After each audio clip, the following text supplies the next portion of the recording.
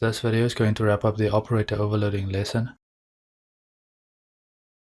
To start off with, let's talk about the rules for operator overloading. So when overloading operators, you cannot define new operators, and the precedence and associativity can also not be changed. The formal parameters cannot have default arguments. You'll get an error in that case when you try and specify default arguments. Then the following operators, the subscript operator, the function call operator, the arrow operator, and the assignment operator must be declared as non-static member functions. And the final note is that you want to keep the behavior of your overloaded operators consistent with the built-in types, right? Otherwise they can be more confusing than useful. That is why we spent a lot of time looking at how the operators behave by default, so when applied to the fundamental types, right? And then we try to replicate that when we overloaded the operators for our user-defined types. You'll especially remember that from overloading the assignment operator, the increment and decrement operators, the prefix and postfix decrement and increment operators, and so on.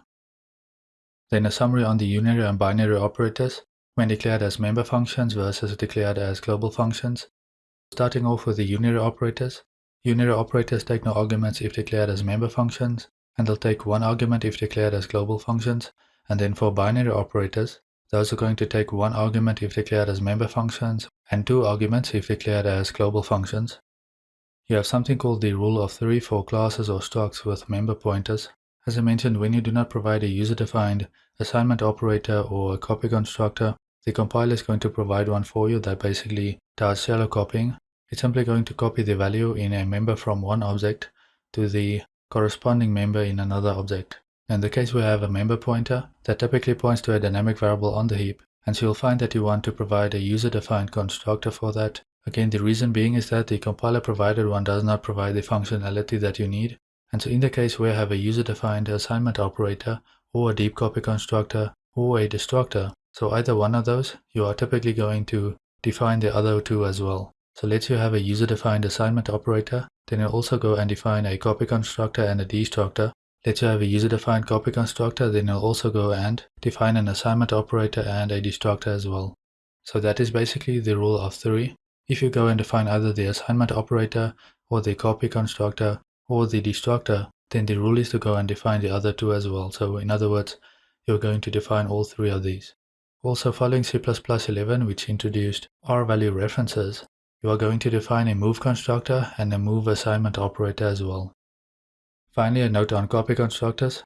The formal parameter for a copy constructor should be a reference type and not a value type. If you pass by value instead of passing by reference, the copy constructor will be called recursively. The type of the formal parameter other is going to be a reference to a class name constant, right? So it's going to be a reference type and not a value type. Okay, quick example in Unreal Engine in one of my projects. I have this code here. You can just type out f vector anywhere really, and then you can right click on it and go to definition. This f vector has 3 components x, y, and z. Press Ctrl and F to find. Type in operator, and now we can see some of the overloaded operators in here. I can click on find next to go to the next one. Here you can see the addition and the subtraction operators being overloaded. This will get the result of component-wise addition of this and another vector. Don't worry about this macro right here. Unreal Engine is full of macros. This basically specifies this to be inline.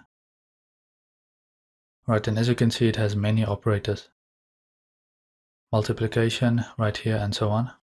Okay, this was just a quick example in Unreal Engine. I do not expect you to, at this point, go in and look at the definitions yourself. So don't worry about that at this point. Go and work through the lesson on inheritance and then also the lesson on templates, because Unreal Engine makes use of that. And then you should be ready to work through the first couple of lessons which introduces Unreal Engine. So the Unreal Engine C++ fundamentals lesson. Once you have that down, maybe you can start to look at some of the definitions if you are interested. Alright, that is going to wrap up this lecture. I hope you find it useful. The point was not to show you how to define each and every operator, but merely to get you comfortable with the fundamental ones, at least the ones you are most likely to come across, and then also, with that basic understanding, you should be able to go and overload the ones that we have not covered in the lesson, and or understand the ones that we did not cover when you come across those in Unreal Engine, for example.